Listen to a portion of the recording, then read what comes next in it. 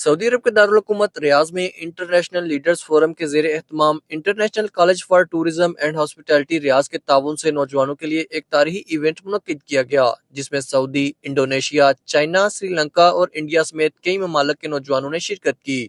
تقریب سے خطاب کرتے ہوئے مہمان خصوصی سفیر پاکستان احمد فاروق کا کہنا تھا کہ آج کے نوجوانوں کے لیے کمیونیکیشن اور لیڈرشپ بڑی اہمیت کی حامل ہے۔